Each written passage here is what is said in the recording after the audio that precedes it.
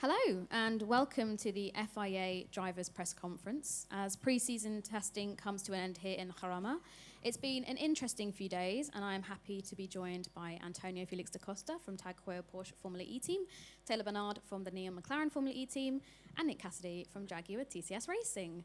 António, we're going to start with you. Firstly, congratulations on your wedding. It looked like a great day with some familiar faces from the Formula E paddock in attendance. Yeah, thank you. It was a truly special day for many reasons, obviously, and it was great to have some of the guys that we are banging wheels on Saturdays and Sundays sometimes, to make it to a plane and an airport and come all the way there to celebrate that day with us. So I was very appreciative of that, and it shows. That we're all able to separate what happens on the track stays on the track, and I was very emotional to have those guys there. That's nice. I hope they bought you some good wedding presents to celebrate. You had 4 wins last season, the most of any of the drivers, but you didn't score points in half of the races. How are you going to ensure more consistency coming into season 11? Yeah, I think that's the tweak of the week almost. It can't be. I know how to win a championship, and definitely what we did last year is not the way to do it. It can't be that every time we step on the podium it's for a P1. I mean, don't get me wrong, that's awesome, but so many other times that we throw podiums away, or we were also a little bit compromised at times, playing a little bit of a wingman to Pascal. So it is what it is, but definitely we just need to have a better first couple of rounds and set the momentum for the year and not be chasing back, because it was hard work for sure last year, but I'm happy that we ended on a high, and we can hopefully pick up on that and start this year in that manner. That's great. And you have defending champion Pascal Wehrlein as your teammate. You're a former champion too, as you mentioned earlier. How determined are you to keep that title within the team and be successful in the teams and manufacturers championships? It's always a goal, right? Like, I think all of us, if I think about myself, obviously winning is the ultimate goal. But when you look across the whole pit lane, there is not a single untalented driver here. The cars are getting closer to each other, so it's going to be so competitive. The race dynamics are going to change. So I'm aware of the job that it takes to make it happen. So many of these guys have come close so many years in a row now. So I'm sure everybody's very hungry, and I think that's really what we need to feed ourselves from. We need to want it more than the others. But even though Pascal won the championship last year, we came close on the teams and the constructors. It's I don't feel like anyone in the team has taken the foot off the throttle. Everybody's super hungry to chase those titles again, and I think we've got the right mentality in the garage at the moment to go for it. Well, best of luck. Taylor, you come into the season as somewhat of a rookie.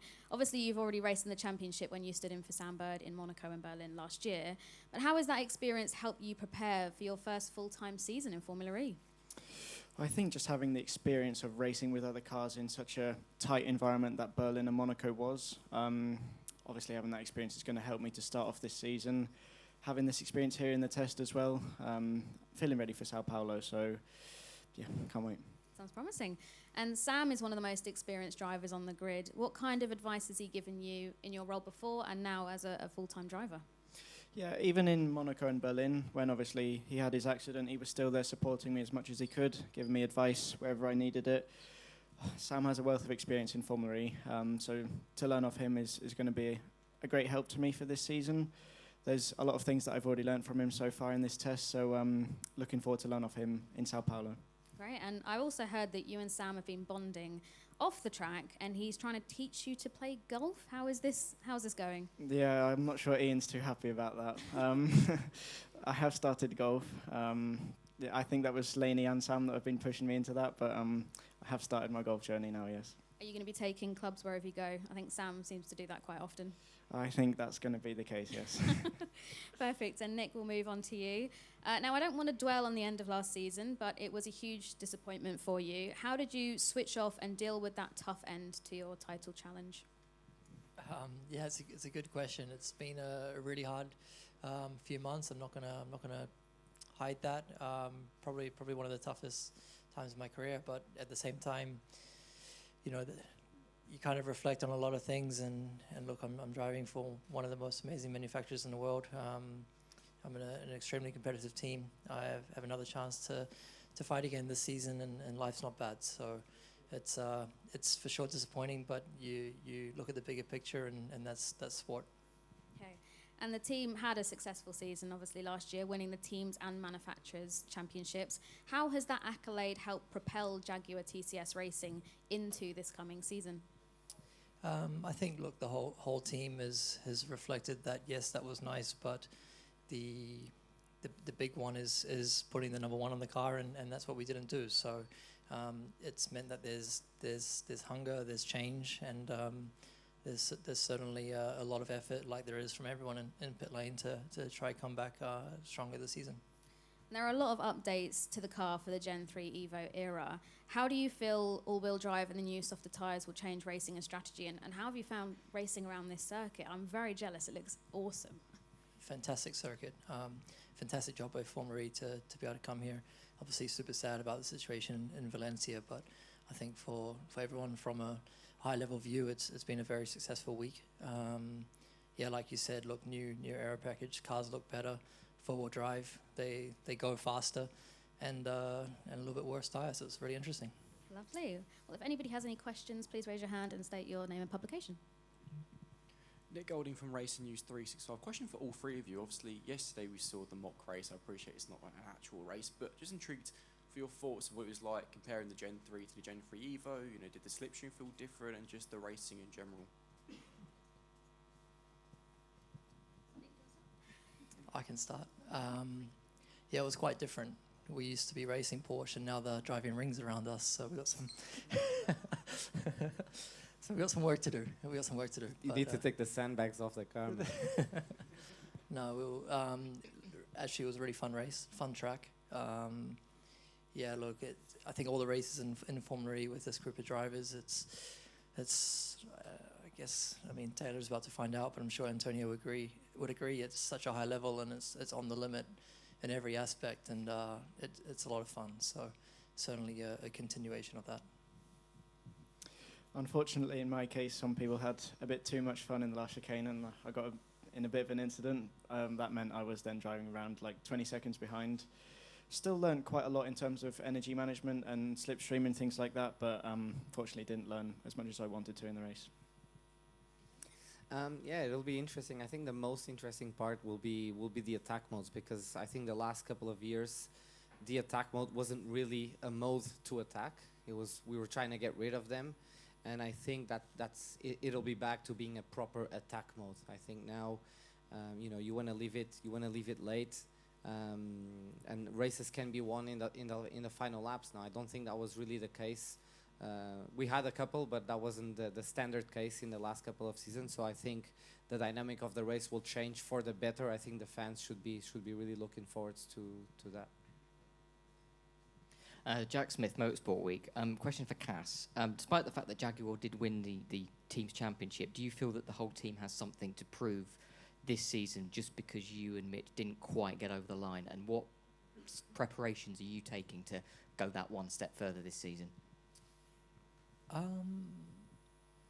Yeah, look, I don't know if it's something to prove, but it's just a fact. The results are the results. I think, yeah, my situation I would consider very different to Mitch's when I look at last season. And yeah, I think everyone can kind of see that. That's okay. In terms of how that changes this year, look, you've just got to get up and work hard. I kind of took that break, and since the end of August, start of September, we've been flat out at it, trying to improve. And there's a lot of changes with the car this year, a lot of changes with regulation and stuff, and we're just trying to work hard to make sure we can give ourselves that opportunity again. Any more questions? I'd certainly like to get your... One more. Okay, I'll ask this one. I'd certainly like to get your thoughts on the incredible women that we've got for all of your teams coming up in the women's test this afternoon. Taylor, if you could maybe start and have a chat about Ella and Bianca. Yeah, obviously they've both driven in F1 Academy now. 2 exciting talents coming. Unfortunately, they've not been able to test this track in the simulator. They've tested Valencia, so I think it's going to be a bit of a difficult start for them. But I think they're looking forward to it. Obviously, we did the track walk with them yesterday. Super cool circuit, so I think it's going to be a good experience for them. Antonio? Yeah, I'm actually really looking forward to see how they get on. It couldn't be any harder of a challenge for them this afternoon. So, you know, the tires are tricky, the track is tricky, no sim prep. So I'm eager to see, but it's great that we're doing it. As Taylor said, you know, some of them have been racing in F1 Academy, some of them in IndyCar and some fast cars as well. So it's going to be interesting what comes out of it. And Nick? Yeah, I can only echo what these guys have said. Again, kudos to the team. I mean, they're treating it really seriously. Done a few sim days, all the prep that we can, and it's an opportunity for us to learn as well and get other inputs on our car and yeah, some fresh ideas. So it's a quick one again for all of you. I guess more brief for Dak and Nick, but obviously with the Gen3 Evo, there's obviously the bodywork changes, the new front wing. It's supposedly stronger in the mock race and just in testing in general. Do you feel like a bit more confidence in the car with the front wing? Because obviously last season it was a bit of a rarity to see drivers finishing with it entirely intact with the peloton style. I mean, yesterday was a good opportunity to. It would have been a good opportunity to try it, but we didn't. But no, I think firstly it's hopefully becomes a little bit safer for our hands, and we see a little bit less injuries. There's been other things that have been thrown at the car to try and help that. It changes a little bit the drivability of the car. Also, when you're following someone, you get a little bit more affected by the loss of aero, a little bit more understeer, which wasn't too bad in the past. So that will change a little bit the race dynamic. Yeah, in terms of contact, I think once we can speak Saturday afternoon in São Paulo, we'll have an answer there. I think someone's already tested that in the chicane. It seems to hold up a little bit better. But he didn't have damage, so it seems to hold up better. In terms of what you lose behind another car, obviously I can't really give you that much of a detailed opinion. But it did seem to be a little bit more powerful, the dirty air, than the previous car. So I think that's going to add a different dynamic as well. Especially with the tyres, they seem to be degrading a lot quicker than the previous season's car. So going to be a different dynamic and going to be interesting. I'm really happy to hear these guys have a problem in dirty air as well. But ultimately, look, we have a really good, or we had a really good racing product in season 9 and season 10, and we have all the ingredients there for that to continue, and hope that's the case. Brilliant. Well, thank you very much, guys, and we'll look forward to seeing you in Sao Paulo Thank next you. month.